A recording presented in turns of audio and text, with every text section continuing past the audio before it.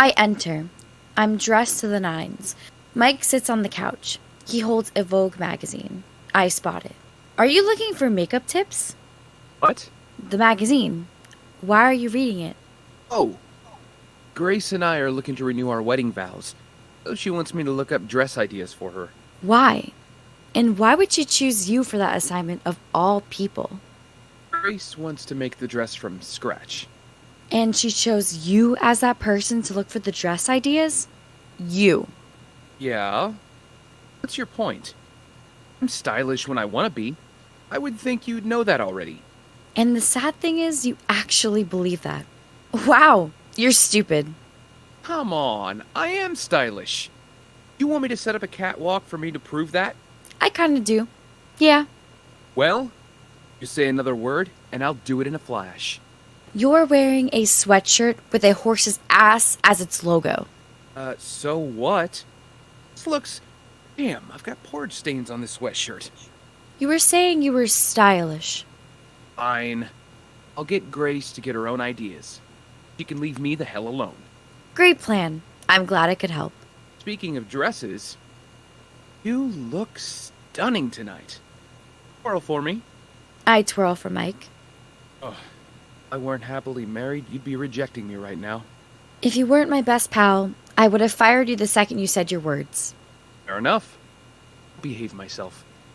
I really look okay? You're a 9 out of 10. Thank you. Hang on. You and Brandon going on a date? Ever mentioned it? Mike, don't assume anything. It makes an ass out of you and me. Brandon must have told me when I was asleep while looking after Leo. Which doesn't happen at all, so ignore that bullshit. I should hope not. And yes, I do have a date. But it's not with Brandon. Oh boy. Why did you say that? No reason. I need you to start speaking. I just thought you two would have worked out your relationship differences by now and given the romance another shot. Does Brandon want us to give it another go? Has he expressed that thought to you? Not precisely, no. Well, Brandon hasn't expressed it to me either. Still, you two are peas in a pod. You go together like Snoop and Dre. Like John Candy and John Hughes. I'm sorry, Mike, but you're losing me. I'm saying you belong together. Maybe we do. But honestly, I've been hinting to Brandon that I want us to get back together for a month now, and the dude hasn't taken a hint. So what's the girl meant to do but act? Well, why hint when you can tell him? I'm scared of rejection. So what's Brandon's problem? He's a man.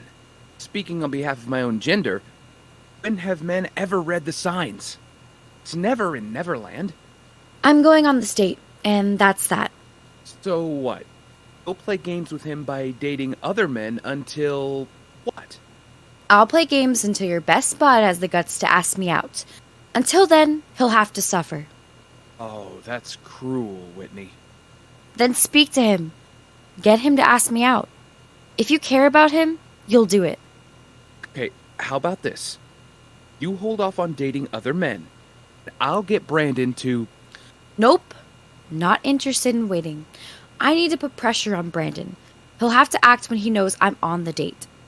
How will he know you're on a date when you refuse to tell him? You care for him, and so I assume you'll tell him. Whitney, it's not my job to play the middleman of this story. You need to be upfront with Brandon and talk to him. No. Bye, jackass. I grab my handbag and exit. A second later, the front door opens and shuts. Brandon enters. Huh. What's, Whitney all dressed up for? Oh, she's going on a date. A what? A date. Not deaf. Brandon runs towards the front door. He opens the door, but my car is gone. Brandon re-enters. Okay, Mike, spill. I need you to tell me everything.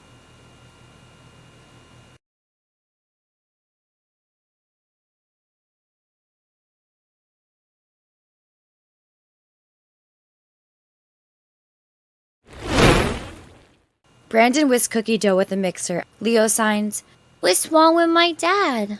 Mike signs back, Just found out that your mom has gone out on a date with another man. Leo signs, "Oh boy, this should be fun." What are you two signing about? Who? Well, stop it. Look, bud, if this upsets you, I can call Whitney and tell her Leo's sick. He'll end her date and race back home. No, thanks, but I'm okay. Brandon pushes the cookie dough bowl away. Like her. So tell her. No, I don't like Whitney. Leo signs, "He's funny." Right, well, then you shouldn't be as upset as you are right now, should you? Oh, just leave me alone. Brandon sits on a stool. Brandon takes out his cell phone. He starts scrolling through my Instagram page. Mike sneaks up behind him. Ooh, you're snooping on her. But no, I'm checking to see if she's okay. I mean, for all I know, she could be on a date with an axe murderer, you know? You really think that? Yeah, I do. And I need to walk. Brandon gets up from the stool and starts pacing the kitchen. Call Whitney and tell her you like her back. Please, do it for all our sakes. Look, get this through your thick skull. I do not like Whitney. More you deny your feelings, further away she moves from you. Ugh, stop talking, please. Mike gets a text from me. He looks at it. What was that? Was that Whitney? Hey, you don't like her, so why would you care if it is her? I don't. I really don't. So, I don't care. Great. Say no more on the subject. Mike gets another text from me. Is that his abs she's touching? Ugh, give me the damn phone. Brandon takes Mike's phone off him. Brandon looks at the phone and his face falls. These are WhatsApp messages from Grace. That's right. I tricked you. Look, I don't like her, so stop with these games. Leo gets up from the kitchen table. He walks up to Brandon. Leo gestures for Brandon to lower himself to his level. Leo signs, "Dad, I'm a kid, and even I know you like Mom." Brandon sags to the floor. He looks empty and broken. You surrender. Yes, okay, fine. I like Whitney. And are you going to tell her? Nope. Brandon stands up. I'm gonna call Rachel and ask her out for a drink. You want to take Whitney's cousin out for a date like an immature idiot? Yeah, that's right. I do. Oh, come on. You're being stupid here. Well, so what if I am? I mean, Whitney's out on a date right now with another guy. And what? Well, and I need to show her that I'm not just here, just sitting around and waiting for her to come home like I'm some hopeless prick. I'm trying, but it's hard not to laugh. Look, Dick, I am lovable and funny. If Whitney can't see that in me, well, I'm guessing her cousin Rachel will. Brandon walks off. Leo signs, "My dad, does he come from a broken home?" Yes, Leo. He does. I'm sorry.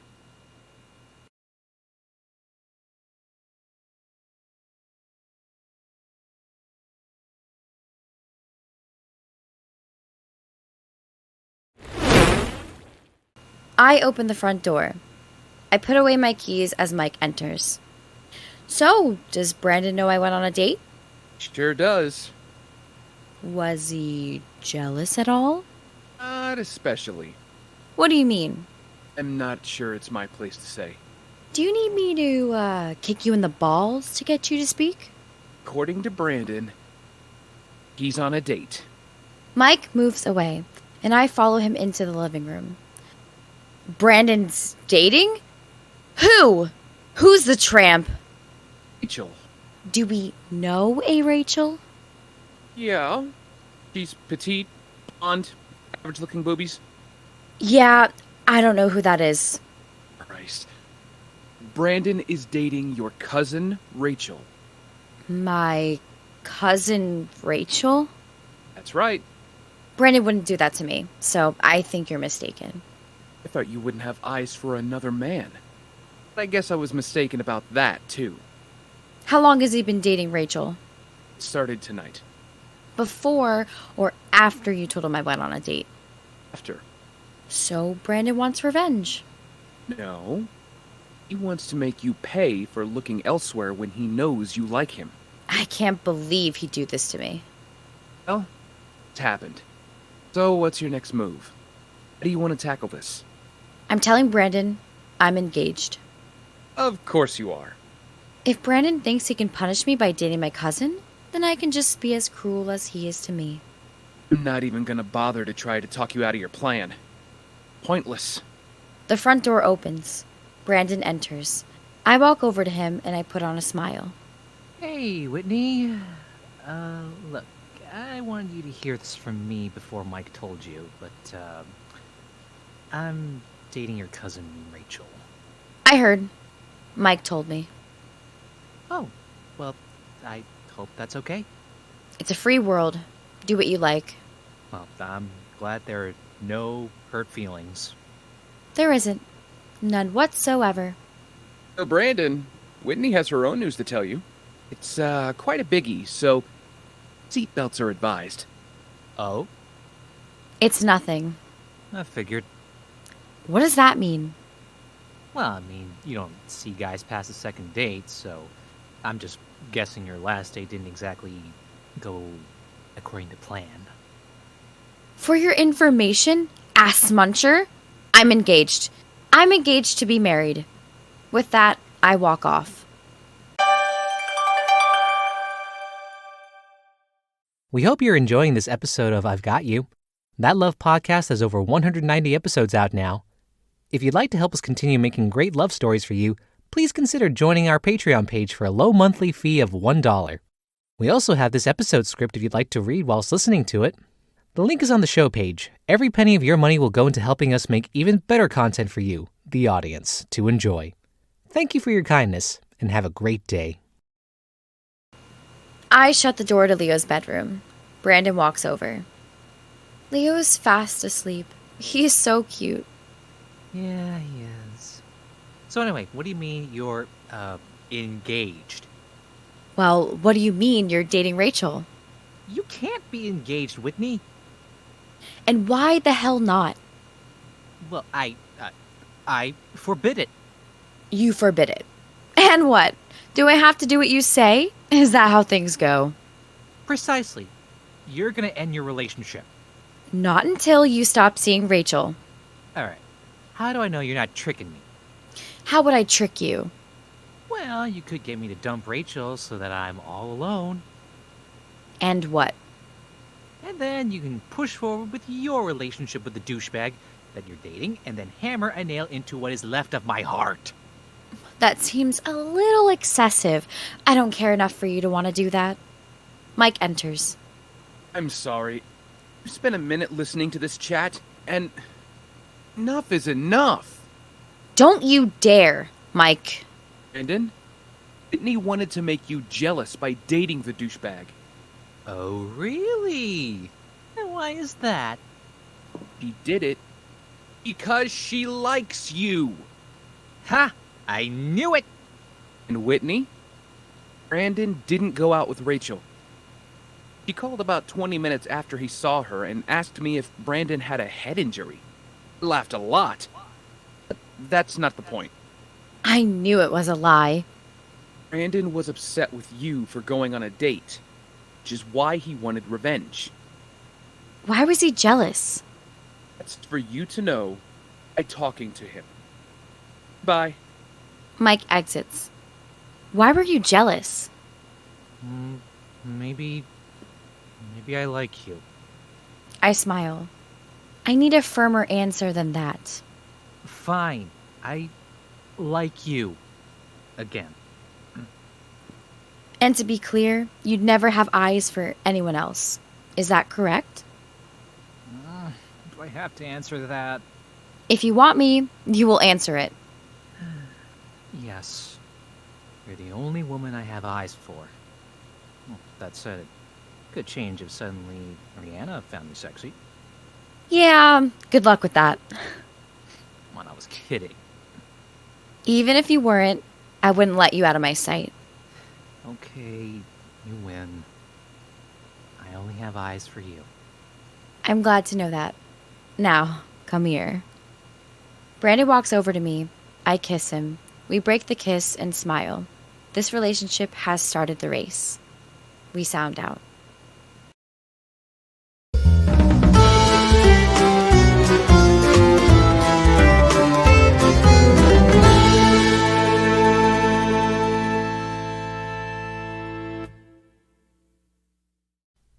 This was I've Got You. It was voiced by me, Chakree Matayanant, Melanie Rose, and Jake Johnston. It was written, produced, and directed by Joao Nsita. We hope you enjoyed this episode of I've Got You.